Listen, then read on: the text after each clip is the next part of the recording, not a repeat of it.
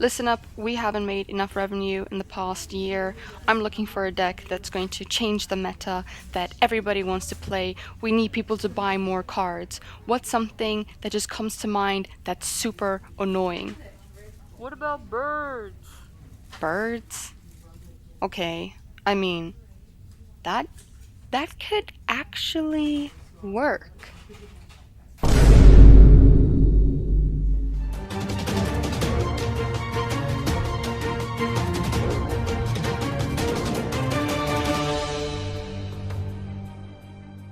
So as you guys know, Floowandereeze have been popping up left, right, and center, just Tony, I scaring the just heard it shit out of inside. us.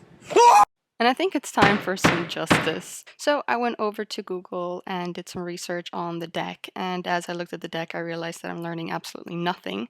So I went back onto Google and did some intense Googling to try and find out what is a Floowandereeze weakness.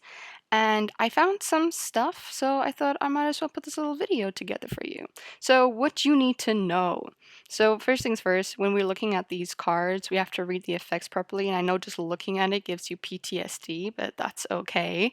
So, the one thing that I've noticed about these cards is they use the word then a lot. So, what you want to do is target everything in front of the then. And what I mean with that is if you negate the part that starts before the then, you negate the part that's after the then. And I know a lot of you are looking at me like, yeah, but I know that. That's why I run cards like Ash and Imperm in my deck. Well, joke's on you because the Floowandereeze players are laughing at you because they can dodge that and then they dab on you. And another thing that makes these bloody Floowandereeze so OP is their bloody banishing.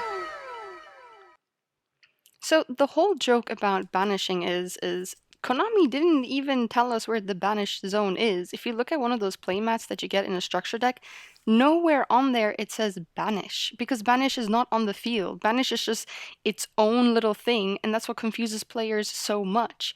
So I know a lot of you run cards like Skill Drain or Imperm, but they are great for on-field cards. But as soon as the card leaves the field, it can still be banished. So you're not really doing anything to Floowandereeze players because guess what? They're dodging that and they're dabbing on you.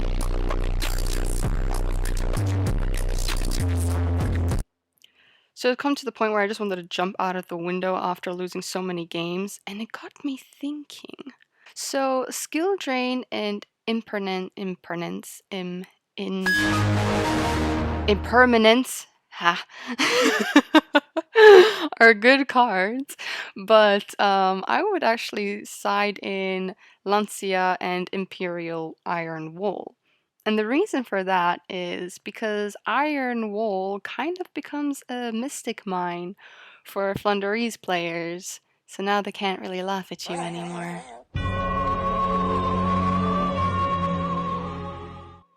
But then there's still Book of Moon, which all honestly is one of the most annoying, confusing cards ever out there. So if we're going to set up a chain link, let's just start with a super simple chain link where we have Robina going first, then chain link 2 Effect Railer, chain link 3 Book of Moon, and chain link 4 Impermanence, all targeting Robina.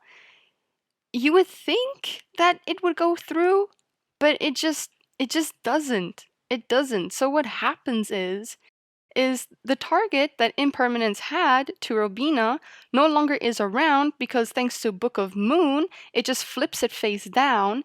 And then, since Robina is anyways face down, Effect Whaler has no more target anymore. And then the joke is, and now the joke about this whole thing is that Robina still gets her bloody effect to normal summon. And I know everyone's just confused because the rule is when a monster is face down, it doesn't get its effect, but guess what? Book of Moon just doesn't care. It just knocks out. It literally knocks out Impermanence. And guess what? Guess who's laughing at you? The Floowandereeze. The Floowandereeze players.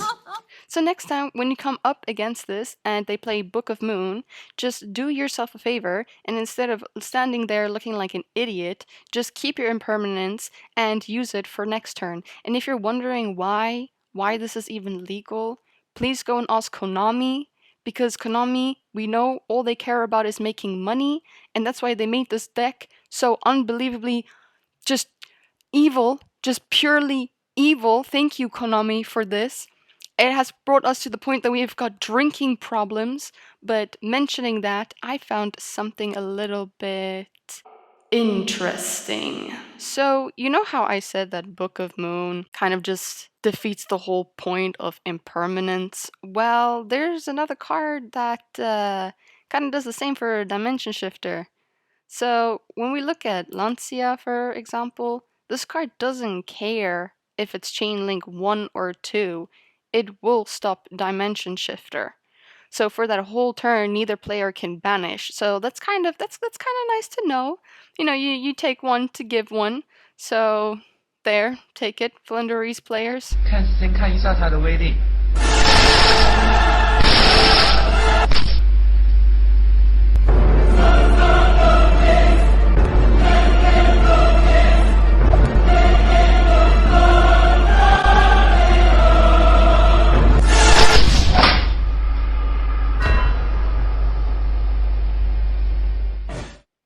So if you're not going to be up against this Floowandereeze player, at least just side in Lancia and Imperial Iron Wall.